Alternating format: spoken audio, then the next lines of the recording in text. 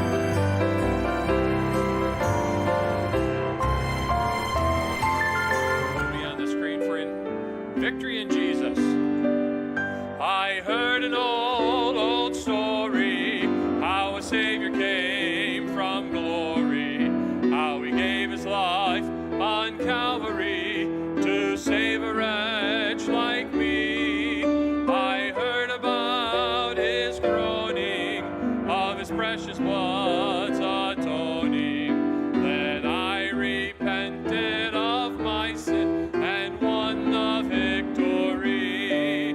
Oh, victory in Jesus, my Savior forever. He sought me and he bought me with his redeeming blood. He loved me ere I knew him, and all my love is to him. He plunged me to victory beneath the cleansing flood. I heard about his healing, of his cleansing power revealing, how he made the lame to walk again and caused the blind to see. And then I cried, dear Jesus, come and heal my broken spirit. And somehow Jesus brought to me the victory. Oh, victory in Jesus, my Savior forever. He sought me and he bought me with his redeeming blood. He loved me ere I knew him, and all my love is to him. He plunged me to victory beneath the cleansing flood. Thank you. Please be seated. All right, if you would, take your Bibles out, open up to Galatians chapter 2, and you should have the handout. How many of you did not get a handout? You did not receive one? Oh, I see those hands. I see those hands. Let me get someone. Could I get a willing individual? Not Diana, somebody else. I could run back to the table. Oh, there we go. All right. Thank you, gentlemen. They should be back there on the Welcome Center. On the Welcome Center. So there's always a couple of different ideas when it comes to handouts. I have tried both ways. One time with a lot of blanks in there to try to keep people engaged and listening. And then afterwards somebody said, Pastor, there was too many blanks. I couldn't keep up with all the blanks. And why do you have all the blanks? Why don't you just give us the handout so that we can have all the information? And then the next time, if you need a handout, raise your hand. I mean the handout, not a handout. Some of you might have been offended by that, but the handout for the message tonight. I realize we're not asking for handouts in general, but we'll bring that to you. So then the next one, I made a handout, and I didn't put any blanks in it. I put all the information, and then afterwards, a person stopped me and said, you know what, Pastor, if you're just going to give us all the information, why do we even have church? Just email us the handout, and then we won't have to waste any gas to come up here. We can just read it. And I thought, well, okay, I need to try to find a better balance on this. So we tried to put a little bit of blanks in there so that you could follow along. But also I'm going to, gave you some spots where you can add in some of your own notes. Let me encourage you, husbands, if you are sitting there with your wives, let me encourage you to make sure and not just look over at your wife and go, oh, good, she's taking notes. That'll be fine. Let me encourage you to participate as well. I have done a few different parenting seminars, and I have noticed most of the time the ladies will be writing feverishly, and the fellows will be going, kind of nodding their head like, I already knew that. Well, I want to encourage you to participate in it if you would. I have one of the things as a speaker, you want to try to get good, catchy introductions to try to get people, but I want you to know I was actually working on an introduction that took purposeful parenting, and it changed the letters around in parenting to be purposeful patterning, because that's really kind of what it was. And I thought, this is great. And then I put it onto my paper, and then I realized that patterning had 2 T's. And so it wasn't just, I had rearranged letters to misspell a word, and I thought, well, that would certainly get people's attention for not for the right reason, though. But the idea that we're going to be looking at, basically, this is, listen, whether you are a parent or an aunt or an uncle or a grandparent or a great-grandparent or a Sunday school worker, what we are looking at here is we are looking at purposeful patterning. In other words, I believe there are going to be some specific things that we're going to do, that we're going to look at the actual act of parenting in different stages, and we're going to try to give different things, even going to try something new, brand new for Wednesday night.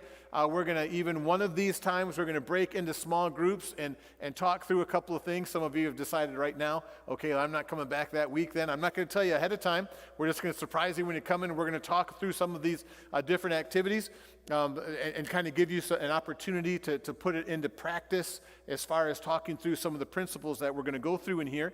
We're going to do that. We're going to hopefully give you some things to take home, to study through. But basically what we're going to be doing is we're going to be looking at what God expects of those of us that have the responsibility of teaching the next generation, which is all of us. We're going to look at some specific things as it relates to parenting, of course, but I want you to know that we're going to be focused in on doing this. Now, the reason that we are doing this is because of a couple of folks that have requested. I did do something on this a couple of years ago. In just a couple of weeks, we just covered it really quickly, just kind of ran through it. But we're going to walk through it a little bit more slowly this time. And I want to give you an opportunity also to feel free, if we go through something, you want to ask a question during or after or sometime in between the series as we're looking at it, to feel free and go ahead and do that. And I wanted you to know that this is not going to be a series of here's what David Goforth did. This is not, I'm not speaking from the authority of here's what I did as a parent and my children all turned out wonderful, even though most of them did. I'm thankful for most of my children. They really did turn out very, very well. And so I am thankful for them, but that's not the authority that I'm coming to you from. Neither is this a rehash of somebody else's material. This is not just something that I've taken from Dobson or from Tripp or from somebody else, although I have pulled from a lot of different resources, have read a lot of different things. But the idea that I want to get across is that what we're going to be looking at is we're going to be studying what the Bible expects of us, and we're going to apply it specifically in the area of parenting. So this is not just going to be a how to get your children to brush their teeth, or how to get your children to choose the right college, or how to get your children to make sure that they, wash their hands after using the restroom. We're not going to be going through specific things along these lines, where we're looking at the biblical principles that we can take and we can apply to our life. Now, of course, you know what a parent means. It means someone who begets, nurtures, or raises a child. And I mentioned this before, and I want to bring it up again. It's so very, very important. The reason that we've named this series Purposeful Parenting is because that is the number one problem of parenting, is not being purposeful. How many of you planned your first child showing up? You planned and it showed up right when you planned, pretty much, or within a day or a week or two. 1, 2, 3, 4. Okay, so 4 of us. How many of you, kids showed up on their own, you didn't really have a plan? It's just kind of, okay, so it's about 50%. How many of you don't know what we're talking about still? And so, all right, so about 30, 30, 30. So it's about 30% of you have no idea what we're talking about. 30% of you planned and the kid showed up when you planned, and some of you did not plan and the kid showed up. We're talking about the necessary items. And the most necessary thing is that you are purposeful, that you're not just existing and living through the parenting years. And you are in parenting years or in nurturing years if there is a younger generation around you. And it doesn't, all of these things, we're going to be focusing in primarily on the parenting aspect, but this is in every area of life. It needs to be purposeful. There are so many things that sometimes we just do and we don't stop and we don't think about it. And at one point in time, we may have done it for the right reason and we may have done it for the right purpose, but now it's gotten into a rote, it's gotten into a routine, and we're no longer doing it for the right purpose, we're just doing it. And sometimes we think, okay, well then it's still good because it was good when I started doing it and I haven't really thought about it for this long. And no, you have to stop and you have to evaluate. One of the things that I appreciate about our staff here at Grace is that we have some young fellas and young ladies that don't just accept what they're told. Now that's, you're going to see, you say, wait, that's a good thing? It is. Because there are a lot of times that we will say, well, hey, we're going to do this, and someone will say, why? And I'll go, well, because. And we've got some of the older staff members here in the room, and they'll tell you, sometimes when we're talking, and someone will ask a question, and they'll ask a question, and other people go, that can't be a serious question. And you'll look at the young person, they're going, oh, but, and us old people will all look at each other and go, get them a baby rattle. What do they know what they're talking about? Okay, good question. All right, next, let's just go on. And sometimes it's a little uncomfortable because we're sitting there and we're thinking, we know it's right, and the reason we know it's right is because we've always done it that way. We don't even have to think about it. We just know it's the proper thing to do. And sometimes we'll think through it, and then we'll say, well, hey, you know what? We need to take a step back. We need to find out, okay, what is happening? And so some of you, your children may have progressed to an age where you think, okay, I've gotten them past the danger zone now. They should be okay. And you may be in a routine of parenting. You may be in a routine of this is how you interact with your children. Listen, I don't care if you are 90 years old and your child is 70 years old. I want you to stop and think about the purpose behind why you do what you do when you interact with them. When you call them, when you talk to them, when they call, when they talk to you, to stop and say, okay, what is the purpose? What am I doing here? Now, the three things that you need, you have this in your notes there. I think it's the first blank. The three things that we need to be successful as a parent. And what I mean by successful, let me define this. I do not mean that your children all love you, that your children all turn out perfect, that your children are all the top in their areas of expertise, that your children all graduate as valedictorian, that all your children are homecoming king or queen or captain of the football team. That's not what I mean by successful. What I'm saying, for you to be a successful individual, I'm not talking about the product that is turned out, and you must get that, and we'll talk about that a little bit more in a second. I'm talking about your walk of obedience before Christ. That's what I'm talking about. So when I'm saying, hey, to be successful as a parent, as a purposeful parent, I'm not talking about, listen, to look down the road and look at what it is that your child is going to be. I'm talking about looking at what it is that God expects of you. So what are some things that we need as a successful parent? The first one is a compass. A compass. You know what a compass is? Right? What's a compass? Most of us, that's something that we have on our phone, right? It gives you, it orients you as far as to direction, right? Now, for the compass, what I mean by this is what the purposeful parenting, having the right compass means, okay, listen, I want to head in this direction. What do you think? Now, you've got the sheet in front of you, but what do you think is a good direction for a Christian to head toward? North? South? Towards Sheely's? But there should be a general idea. Listen, this is what we want to do. This is the basic idea. Sometimes you can be doing all the right things, but if you're not headed in the right direction, it can be very bad. There was one time traveling from Pensacola. We were right outside of Chicago, and we had to get up early in the morning to drive into Chicago to be there early enough to set up for a service. And so we got at the church early in the morning. We all loaded up. I got in the car, got on the interstate, started driving towards Chicago, and we're driving, and we're making pretty good time. And as we're driving, I'm thinking to myself, wow, when did the sun start coming up in the west? Because I was supposed to be going towards Chicago, which was east of me, and yet the sun was coming up in my rearview mirror and blinding me. And I thought, that's a strange place. Chicago's really messed up. And then I don't know if Day woke up or she looked at me, but I said, I've got to turn around. I've been driving, making good time, going the wrong direction. And I had to get off the interstate, I think it was 55, and turn back around and start heading towards Chicago because everything was going right. The van was working correctly, but I was headed in the wrong direction. And you're open to Galatians 2. We have to start with the end in mind. Now, this is where we always kind of put things into a nebulous, this is what, I want to be like this. Like if I tell you, okay, as a Christian, we're supposed to glorify Christ. We're supposed to emulate Christ. We're supposed to be like Christ. Well, what does that look like? See, because what's happening in our culture so much today is that people are taking and they are redefining who Christ is. Do you remember like 25 years ago when the WWJD craze was around and everybody had the WWJD, right, this? And then after that was the FROG, fully rely on God. Everybody thought the acronyms was the way to sell stuff. But this idea of what would Jesus do, be going around. I'll never forget Josh Plunk. Some of you may remember that family. But Josh Plunk was preaching in teen church, and he was preaching on what would Jesus do. And Josh had gone and he had bought a bracelet to remind himself of what would Jesus do. And then I noticed that a couple of weeks later, he didn't have the bracelet on.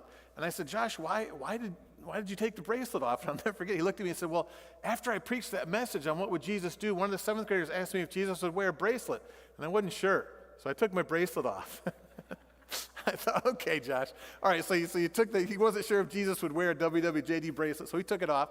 But sometimes we get so easily swayed by somebody that comes up, that silver tongue that says, okay, here's what this means, and here's what this means. Somebody sent me this, I guess it was some kind of video blog post or something that some fellow put up, and he spent about 25 minutes talking about how little the Bible actually talks about a particular sin. He was talking about homosexuality, but he was talking about, and he went through all of these numbers, how many verses there were in the Bible, how many verses actually talked about this sin, how many chapters there were in the Bible, how many chapters talked about, and he made it look like the Bible barely ever even mentions or even talks about this. Why are we bringing it? I mean, it was a very slippery argument for, hey, why should you call something sin just because it's called sin just a few times? But that's not obviously what he said, but he was very, very careful in trying to paint it in a picture to get people to go, yeah, it's not that big a deal. And people will stand up and say, okay, you need to be like Christ. Okay, you need to honor, you need to glorify God. Well, what does that look like? I want you to see this compass, this right compass, Galatians 2:20. This is a biblical definition of spirituality, okay? This is a biblical definition of what it means to be spiritual. And so get this. And this is not the whole message, and I've got to pace myself here, but look at it. Galatians 2:20. I am crucified with Christ, nevertheless I live, yet not I, but Christ lives in me. And the life which I now live in the flesh, I live by the faith of the Son of God who loved me and gave himself for me. And you see underneath there 4 statements, okay? This is how you live a life that is Christ-like. This is how you live as a spiritual individual. Number 1, you have there the centrality of the cross. I am crucified. In the Greek, this is the perfect tense. This is, it's translated in different ways, but it's kind of like you saying, well, I've been married. Okay? I've been married today. You understand, if I say that, that's not I have been married today and I'm no longer married today. You know that was something that happened in the past that continues now to the present. Okay? So when he says, I am crucified, he's like saying, I have been crucified with Christ, yet I live. And he's talking about the centrality of the cross. What is he talking about? He's talking about this ongoing state of his radical new identity. You know what? Our identity does not change that often. But as a parent, that's one of the times when your identity changes very, very drastically, and sometimes it takes a little bit of time to sink in. Usually for the moms, not as much time. Sometimes the dads, it takes a little bit longer for it to sink in. But it's just not, you have to completely start thinking differently when you are a parent. You have a new identity. Your identity is now we have a human being in the house. And so the olden days, if you were both sick and you're both going to take some NyQuil and go to bed, well, now you can't do that because you can't both be catatonic on the mattress with a baby in the other room screaming, right? So you have to think differently because I'm a child. And if you're thinking about, well, hey, let's go and do this, let's go on this vacation, you have to, because your identity has changed. It's changed because I have been blessed with a child, nevertheless, yet I live. And so this new identity is I am crucified with Christ. I do not exist like I used to before. This ongoing state, this continuous state of this new identity, I'm not run the way I used to be run. It goes into the next statement. Look at the next statement, the centrality of Christ. So I'm crucified with Christ. Nevertheless I live, yet not I, but Christ lives in me. And so this goal of my life, number 1, is to live by this, first off, this identity that it's no longer Dave Goforth that does this. It's no longer Dave Goforth. That's not what I'm trying to get across here. I've been crucified. My flesh, I am dead to sin. I am dead to the law. I have been crucified. It is a radical change in who I am. But what? Christ liveth in me. I don't live for me. I don't speak for me. I don't act for me. I don't do things. And again, using the parenting thing as an illustration, if you're thinking about a vacation as an individual or as a couple, that's completely different than thinking about a vacation with kids. Vacation with kids, you're thinking about, well, what are the kids going to do? What's going to happen? If it's just you, you're not thinking about kids. You're not thinking about wife. You're just thinking about, what am I going to do? How am I going to have fun? But if you're thinking about your kids, you have to think, okay, it's not what I want to do, but what can we do? Because we are a family now. And then if you have a family and you're small children, it's different than if they're a little bit bigger or if they're a little bit, you have that different identity. This is what happens. And so it's no longer going through life and saying, and it speaks to everything. Going to church, worshiping, participating in Sunday school, parenting. It's no longer I. This is a constant thing that goes into this next statement. The continuous battle, okay? The continuous battle between the spirit and the flesh. So these two statements, they're concepts of the same idea. This is what we're looking at. We want to get to the point where we live in this state of, hey, I'm not living for myself. I'm crucified. Christ living through me. But I recognize what? The life that I now live in the flesh. There's this constant battle.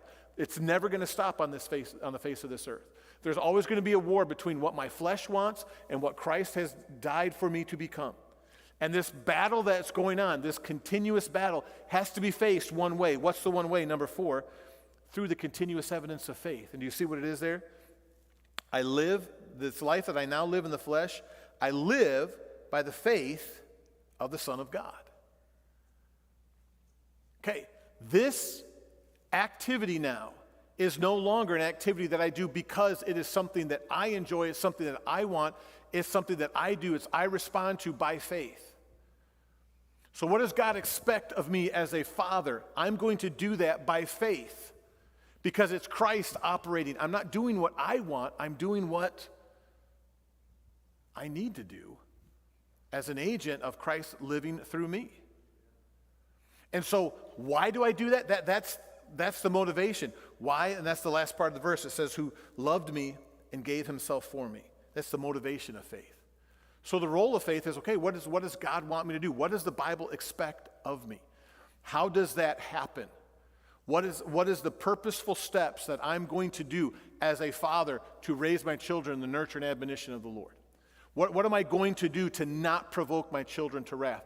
What am I going to do to exemplify Christ before them? Okay, it's not me, it's what I'm going to do for Christ. It's what I'm going to do through Christ, rather. It's what he wants. How am I going to accomplish this? Okay, what does he want me to do? All right, and then it's an act of faith. It's, okay, Lord, I'm going to do this, and why am I going to do this? Because you love me and you gave yourself for me. So this is what I'm doing. And this should be the goal of every person in this room, not just those of you that have parents or parents of small children, those of you that are trying to figure out exactly how you're going to rear your teenager through these years. Everybody in here, the goal should be, listen, to live a life that exemplifies what real spirituality is. And that when somebody sees David Goforth, they don't see David Goforth and go, oh, that's David, and he's this, and this. But wow, he's a reflection of who Christ is. He's a reflection of doing what Christ wants to do. He's empowered by the Holy Spirit. This battle is going on. It's an honest, open battle that happens in life. I now live in the flesh. I live by faith in the Son of God. This is a battle that's going on, but I continue because I know that Christ loves me. And so it's a real faith. It's not a standing up in front of your children and pretending and saying, okay, this is it. It's really living the Christian walk, the Christian life in front of them. And that's the compass, is Christ-likeness, and that's basically what it looks like. Now, I want to look at a couple flawed compasses really quickly, because these are some things that I hear very frequently from folks, okay? The first one, Proverbs 22:6. Train up a child in the way he should go, and when he's old, he'll not depart from it. This proverb is not a proverb that says if you take your kids to church and you make them go to Christian school, or you homeschool them, or you take them through Awana, that when they grow up, they'll serve the Lord with all their heart. That's not what that's saying, okay? That is a basic proverb that is saying, listen, the way that you train a child will be the direction that he will head. And it's a proverb. It is not a promise that if you send your child to Grace Christian School that they'll turn out okay. And a lot of people look at that, and I've actually heard people say, well, I guess my child just isn't old enough yet because I trained him up right. Boy, he went to Christian school. Boy, I took him to church. I trained him up right, but he's not serving the Lord now. But when he's old, I guess he's just not old enough yet. And Proverbs is a Proverbs. It's not a promise. It is saying, and there are a lot of different people that have written on this verse, and you can get a wildly different interpretation from different folks who have tried to preach from this passage. But it basically has the idea. Have you ever seen a young tree when they plant it? Okay? When they plant a young tree, they will put, I don't know what the technical term is for it, but some kind of wire, and they'll stake it on either side. Why do they do that? To keep it straight up. How long do they do that? Till it's mature. When it is old enough, guess what? They take those wires off, and guess which way the tree continues to grow? The same way that it was forced into growing when it was younger. That's what that principle is saying. It's saying, listen, you give this child the direction. And it is true. If you teach a child to be a hard worker, he's probably going to be a hard worker. If you teach a child to be a lazy person, he's probably going to be a lazy person. Those are things that are going to be the way that you instruct in them. But it doesn't mean that everybody from the same household turns out the same because the parents did the exact same thing with everyone. It's just a basic proverb. And so you have to get away from this idea that you can guarantee your children's results based on certain activities that you do. Now, the next one is a little bit more detailed, and I've gone through this before, but I want to rewind because I know we have some folks that haven't heard this before. The next one comes from Ezekiel 18. Now, the proverb that Ezekiel 18 gives is not the same proverb that we give, but let's read it. Let's just read verses 1 and 2. The Bible says, "The word of the Lord came unto me again, saying, What mean ye that use this proverb concerning the land of Israel, saying, The fathers have eaten sour grapes, and the children's teeth are set on edge." Who can give me the modern equivalent of this proverb? We don't ever say the fathers have eaten sour grape, and the children's teeth are set on edge. What's the modern equivalent of this proverb? What? Yeah? What is it? Do what I say, not what I do? Okay. No, that's a good parenting paradigm. We'll come back to that. How about this? The apple doesn't... What do we mean when we say the apple doesn't fall? Better be careful. Fall far from the tree. Monkeys see, monkeys do. Like father, like son. I have actually heard individuals look at a child who was wicked and kind of, wonder if they're more like dad or more like mom. Because when we see mom and dad at church, they both kind of seem okay, but apple doesn't fall far from the tree. I wonder, it must be dad. And I've seen the opposite side, where the parents are kind of like not really that actively involved, and then kid shows up, loves to serve the Lord. They're like, wow, they must have picked up that's got to get that from someone. You just don't come on that on your own. That's exactly what the children of Israel said. But here's what the children of Israel are doing. The children of Israel were saying, hey, I'm a wicked person, but it's not my fault. My dad was wicked, so I don't have a choice. The dads have eaten sour grapes, and the children's teeth are set on edge. That basically is a proverb that says, dad eats sour grapes, and the kids are born going, ooh. And there's nothing the kid can do. He just shows up that way. That's the way he's going to go through life. And then what happens, we're not going to read the whole passage, but what happens in the rest of the passage is God gives an illustration of a person who breaks all of the Mosaic laws, has a kid who keeps all of the Mosaic laws, and this kid has a kid who breaks the Mosaic laws. And then Ezekiel says, you turkeys will say that this dad was good because the son turned out okay, and you'll say this dad was bad because the son turned out bad. And God says, no. And he says something that you're probably familiar with, a verse you've heard many times. The soul that sinneth, it shall die. He says you are responsible for you. Now, for those of you that have wonderful children and you've been patting yourself on the back all these years, I'm going to burst your bubble a little bit. Okay? But your children's choices are your children's choices. See, these things that we're talking about as far as parenting, we are responsible as parents to provide the right kind of example and to model Christianity and to point our children in the right direction, but we cannot force our children to follow. And it is wrong to look at a sinful child and assume, well, there must be some type of hypocrisy in in the parent. There's got to be something wrong there. That's the only reason why that would happen. Listen, there were so many things as a young parent that used to bring fear to me. Number one, this idea that the apple doesn't fall far from the tree. I used to get worried about all of my foibles and wonder, oh man, what if they all show up in one kid? I mean, if God distributes them to each one of them, that's why we had so many, so that God could distribute them to each one.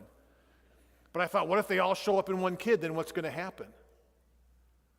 And then I had this idea that somehow the place where I served and the job that I have would be the determiner of my children. And saw this statistic of how many preachers' kids walked away from their faith.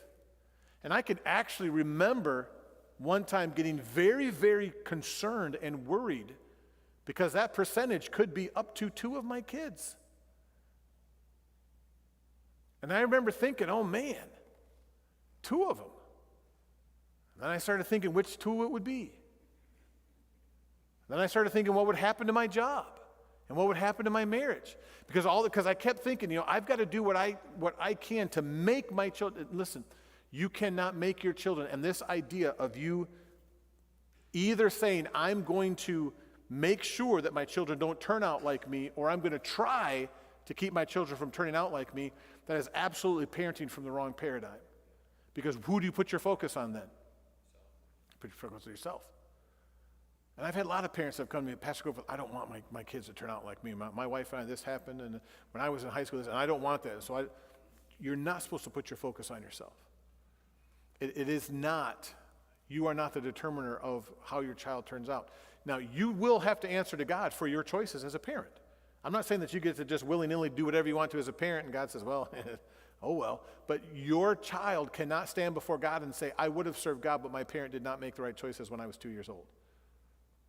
And I've read that in different articles, that you will cement their chance and their willingness and their attitude and all that, but before they're 3. Oh man, we've got to get this done. And so you've got to be careful about that. Okay, so that's the compass. Let's keep going. We got to move quick. The map is the actual plan that you're going to take. So the compass is a general idea. Okay, this is what I want to do. I want to follow Christ. I want to emulate Christ. The map is how you're going to get there. Now the map is actually the route that you are taking. Okay, so imagine you've moved new to South Carolina and said, okay, you're here at Grace Baptist Church. And I said, okay, we're going to go and we're going to meet downtown at the state capitol. There are different ways to get to the state capitol from Grace. But if you were new and you knew, and people said, well, the state capitol is just over this way. You wouldn't just start heading that way. You say, okay, well, I'm going to the state capitol. That's my compass. This is my end in sight is the state capitol. And the map are the steps that you're going to take to get there. It's the path that you're on.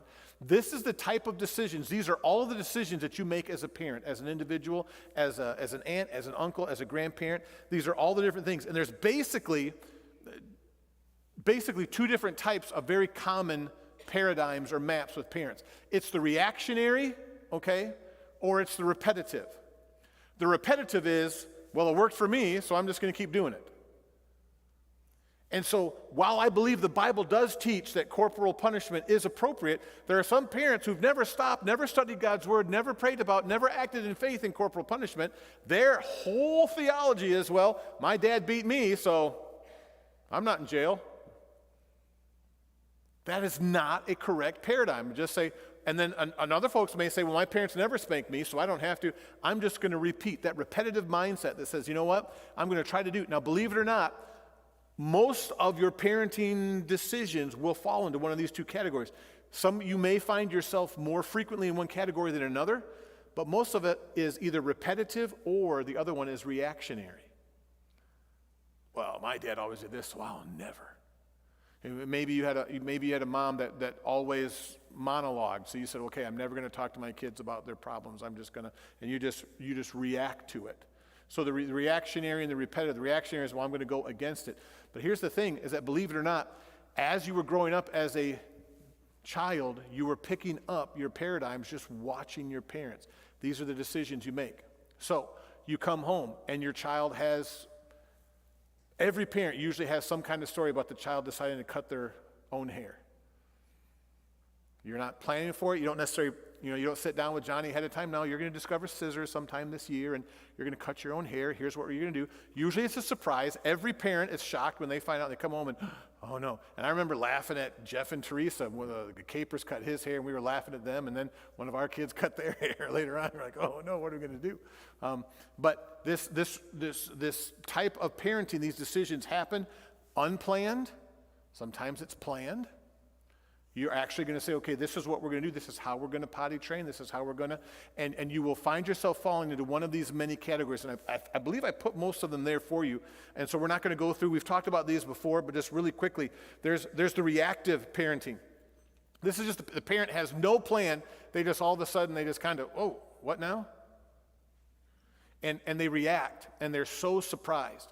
And you know what, as a youth pastor, most often when I saw this is when the teen got to the point of the time where they were able to start showing their desires.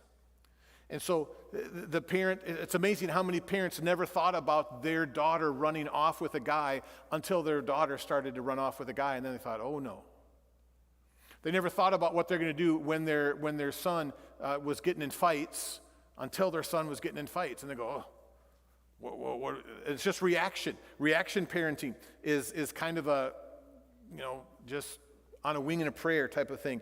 And usually what happens is this turns out children who are irritated and unpredictable because they never know what's going to happen. Because they may cut their hair one day, or they may write on the wall one day and come home and dad's okay with it. And another time they may do something and dad just blows up and they can't figure out what's the deal. One time they'll tell mom no, and mom will break down weeping and fall into a heap in the middle of the floor, and another time mom will turn around and throw the milk bottle at them. And they're like, what is the deal? They can't figure it out. That's reactive parenting. Then there's the authoritative parenting. This is typically a guy thing, but the authoritative parenting is, you'll obey me because I'm bigger than you. Even mamas will do this when their children are super, super small. Baby's pitching a fit. Well, I'm going to let you pitch a fit, but I'm going to hold you down so that the only thing you can really do in pitching a fit is scream, and if you're facing the right way, maybe bite me. But then I'll learn, and next time I'll hold you facing away that you can't, and I'll make you be still because the authoritative, the mindset that you'll do it because I'm bigger than you. And what they don't realize is that they're actually subverting their own authority when they do that. The permissive parent, this is the anything goes. This is the parent that's like, well, what do you think? What do you want to try? This is the Eli. If you look in the Bible, that was the type of parent that he was. He never told his kids no. The Bible specifically says that his boys were wicked and he did not restrain them. He was disappointed that they listened to that kind of music, disappointed that they hung with those kind of friends, disappointed that they made those choices, but never stepped in and said, listen. A lot of people think that, especially when, talking about this idea that God is love and God would never tell somebody to stay away from something that they love, you're wrong. It's absolutely what God does, because God does not give you what you love. God tells you what is best. And that's what we have to do as a parent. There are so many times as a parent, you can't just, well, you love this, so I'm going to give you more of it. You have to tell them the most loving thing is to be mean and say, no, you can't have that thing that you actually desire. But the permissive parent, the reaction many times they'll end up with kids that are disrespectful, unteachable spirit. There's another parenting map. I call it the lazy map. This is you'll hear this phrase very often. Oh, it's just a stage. Hey, your child is, well, it's just a stage.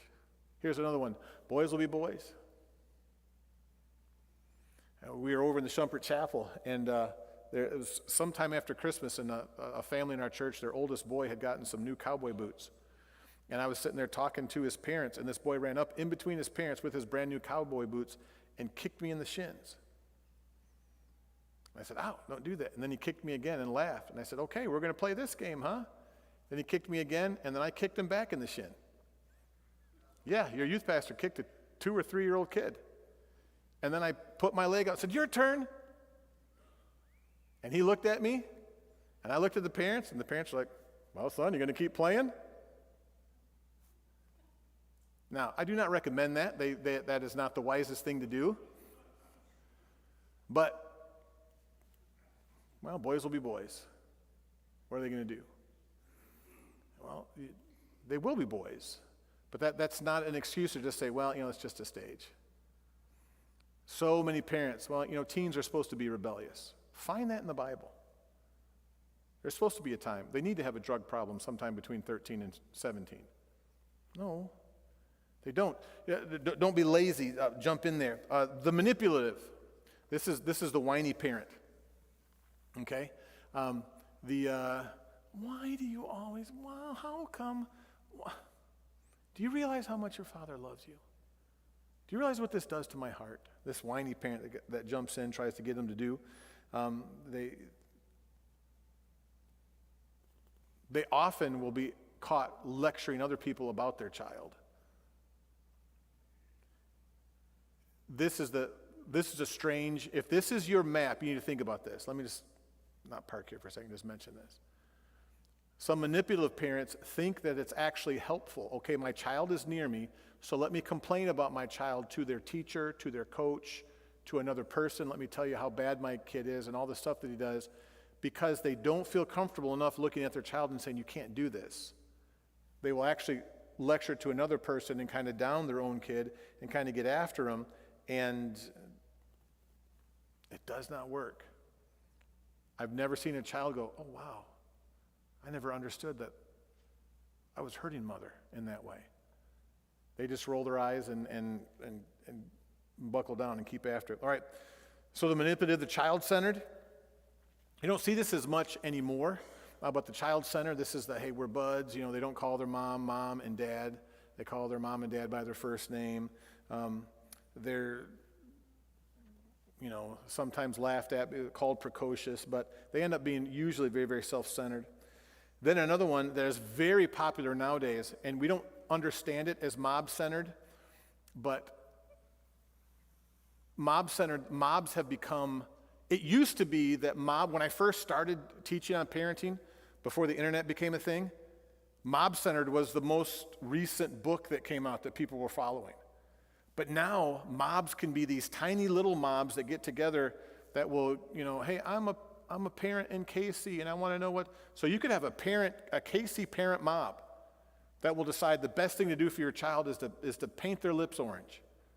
And you'll find like 7 families with kids with orange lips, and you're like, what is going on? And it's just this little mob of, well, hey, this is what happened. This is what's good for me. And what's funny about this is that these mobs that get together and they talk about, there's usually not a seasoned or experienced person in there. They're just talking, and one person says, well, I tried this. Well, I tried this. Well, let me see if I can do this. And they'll come up with all these weird things. There's even one, I know, I was talking with one person who was over at a house, and their kid came running through the house with no clothes on from the waist down, and ran into the backyard and started running around using the restroom. And I thought, well, that's different. And it was an internet thing. Hey, make it fun, and this is how we're potty training. So we're potty training by making them fun. There's a lot more going on than just making going to the potty fun. I mean, when your kid is stripping down and then running into the backyard and running while they are using the restroom, there's some serious problems there. But the idea came up with because, well, hey, I tried to make it fun, and so I wanted to. So what would make it fun? Well, why don't you do this? Oh my. Okay, so these different things can come in. Oh, it's 8:09. We've got to go. All right, so let's do this pretty quickly. So accept the right map. You've got to reject the wrong map, accept the right map. Did I skip the reject one? Maybe I did. So here's what I want you to do this week. Most of you, if you will look through your different interactions with your children, you will probably find some of your paradigms outlined here. Some of you might be authoritarian in one place, and you might be lazy in another place. You might be whiny in one place, the manipulative parent, okay? You might have you might be permissive in this particular area, okay? And so I want you to take a step back and look and see, okay, these different decisions that I'm making as a parent, do any of them fall on here? You've got to actively reject those false maps to get you to the direction where you want to go, you've got to look at the right map. And this is where we'll end. We won't go any further than this. But this also comes from Galatians 2:20.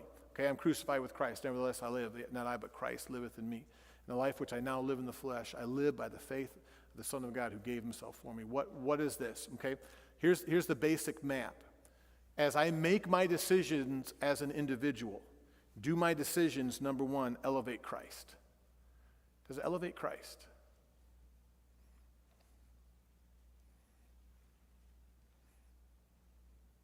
Does it make Christ look good? Now, when we get into this a little bit later on, as we talk about this a little bit later on this summer, elevating Christ is going to have, you're going to see very easily how elevating Christ is teaching character. Because all of the virtuous things that we think of as virtuous characters, those are Christ. Loving, giving, diligent.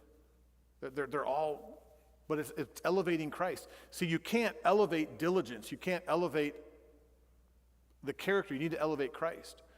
And so I'm no longer living for me. I'm living to reflect Christ. Is the way that I'm interacting with my children right now reflecting Christ? So you're reflecting Christ. You're elevating who he is above how you feel or what you want. But then, how is this life that you now live in the flesh? What does this look like? Okay, I want you to think this not just from Galatians 2:20. This also comes from Jesus Christ, the greatest commandment. There's two things. Okay, so the two greatest commandments are what? What are they? Do you remember them? Love the Lord and love your neighbors yourself. Okay, so this is how this looks. All right, so the right map, loving God. Okay, loving God is going to be exemplified in an eagerness about the things of God. Maybe I should, no, we'll stay with me for just a second. I know it's going a little bit long. Eagerness. What comes to your mind when I say eagerness? Excited. Okay, a lot of you in here with parents are married, so I think I can use this illustration. Okay? Let's say that you do something special for your spouse. And you do something special, and then you text your spouse or you call your spouse and say, hey, I've done something special for you. What do you expect their response to be? Let's pretend you're on the phone. Ring, ring, ring. Hey, hun, you know, I've done something special for you, just for you. What do you expect out of them? What did you do? Would it be just like that, though? What did you do? What now? That's not what you're saying, right? No, it's what? What? What'd you do? What? There's an eagerness. There's an expectation. There are so many times that our spiritual expressions, I'll be careful. I'm going to say there's so many times for me that my spiritual expressions were mundane and rote and required. Time to go to church. Time to read my Bible.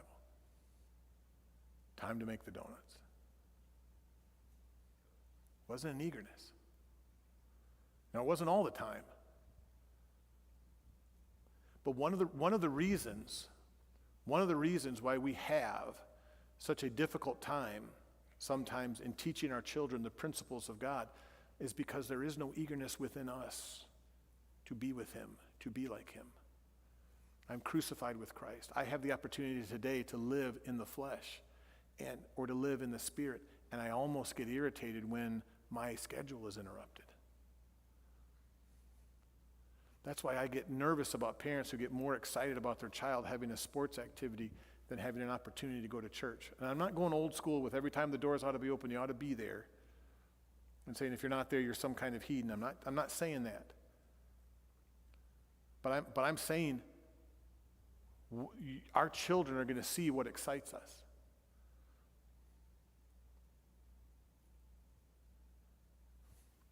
And we've got to be eager. We've got to love God and be eager about the things that he gives us. Be eager about his word. Be eager about spending time with him in prayer. Be eager about sharing him. Be eager about growing to be like him. To pursue it. to wake up with this, okay, God, I've got today to live through the Spirit in what you have given me to live. So give me this opportunity. And when you have an opportunity to share that with your kids, but to be eager.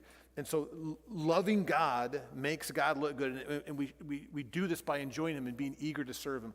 Then the last one, and we'll be done. Loving our neighbor by yourself. When we reflect him, in other words, when we're eager and we are serving God, it is going to be beneficial to the people that are around us. It's going to be. And so as a parent, we are wanting to love God, train our children to be eager to be with God, and we are gauging that by their love for others, because when they are eager to serve God, they are going to be a blessing to those that are around them. Whether they are 4 years old, 12 years old, 20 years old, 40 years old. This reflecting is going to be shown by positively impacting the people around them, being an encouraging person. The last one is a clock. Set the right goals. It's 8:16, and it's 1 minute past. We need to go. So let's have a word of prayer. And then I will plan not to have as much next time so that we can go through it a little bit more slowly. Or maybe we'll do something else, but we'll continue to do that. But the one thing I want you to work on this week, I want you to sit down and try to identify, hey, talk to your spouse, sit down. Are there areas that I get authoritarian, that I make my kids obey because I'm bigger? Are there areas that I whine? Are there areas that I'm just laissez-faire? Are there areas that I'm just a bud? I get in there and I'm hanging out. I'm the pal. I'm not the parent. And look through to see if those paradigms have slipped into your map, and then we'll work on rooting those out in the weeks to come. Let's pray. Lord, thank you for the opportunity that we have to serve you. I pray that you'd guide us and direct us. Continue to teach us, Lord, as we get into some of the more technical, not technical, but Lord, more practical aspects of putting some of these principles in place. I pray that you would guide and that you would direct and that you would help us and encourage us, Lord. I know that some of us are looking for, okay, how to. Give me just specific things. I want to do this and this. Lord, help us to understand, Lord, the importance and the joy of walking with you. Now go before us, Lord. Thank you. We love you. In Christ's name, amen.